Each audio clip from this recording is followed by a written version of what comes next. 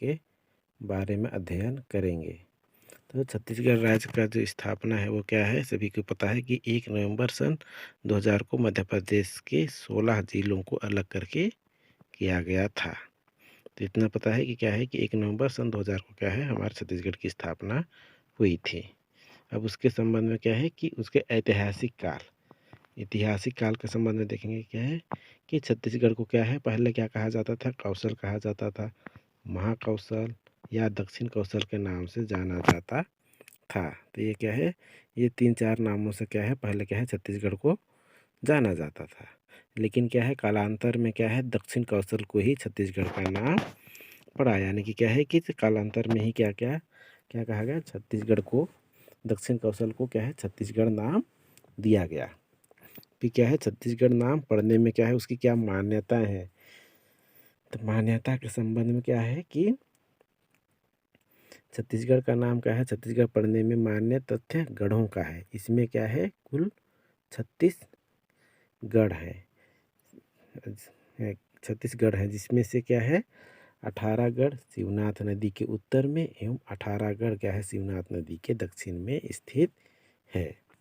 फिर ये तो था क्या है मान्यता जान लिया कि क्या है कि छत्तीसगढ़ का नाम क्या है, मान्यता के आधार पर क्या है इसमें क्या है छत्तीसगढ़ में क्या है 36 गढ़ थे, जिसमें से क्या है 18 गढ़ क्या है शिवनाथ नदी के उत्तर में और क्या है 18 गढ़ क्या है शिवनाथ नदी के दक्षिण में स्थित है।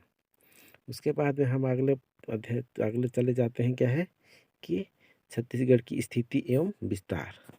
छत्तीसगढ़ की स्थिति एवं विस्तार के संबंध में क्या है भौगोलिक विस्तार क्या है 17 अंश 48 उत्तरी अक्षांश से क्या है 24 अंश 6 उत्तरी अक्षांश तथा 18 अंश 15 पूर्वी देशांतर से 84 अंश 25 पूर्वी देशांतर से 84 अंश 25 पूर्वी देशांतर के मध्य में क्या है ये फैला हुआ है। ये थोड़ा क्या है लंबा चौड़ा दिया हुआ है, ठीक है।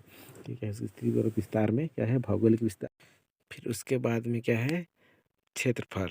तो क्षेत्रफल के संबंध में क्या है कि जो छत्तीसगढ़ का जो क्षेत्रफल है वो कितना है, तो क्या है 1,35,194 वर्ग किलोमीटर एवं इसकी जनसंख्या जो क्या है वर्ष 2011 की जनगणना के अनुसार क्या है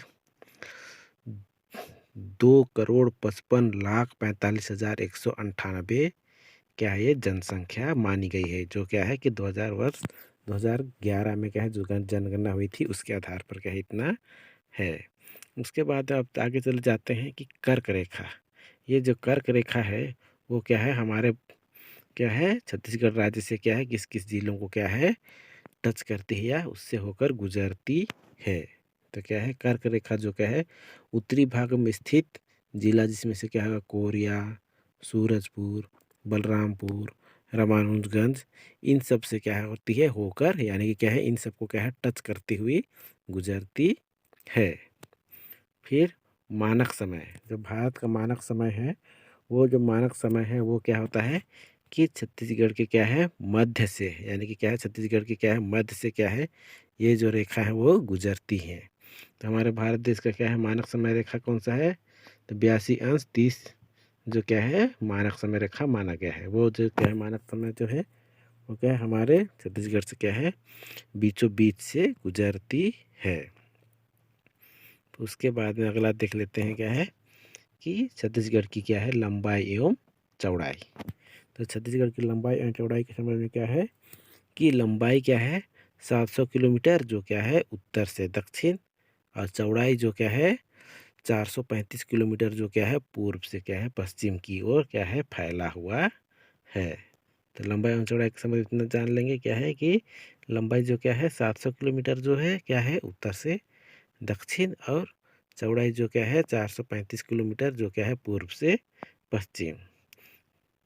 फिर अगला है क्या है छत्तीसगढ़ को स्पर्श करने वाले राज्य, यानी कि क्या है कि छत्तीसगढ़ के क्या है कि चारों दिशा में क्या है और कौन कौन से राज्य हैं जो क्या है कि छत्तीसगढ़ की क्या है सीमा रेखा से लगे हुए हैं।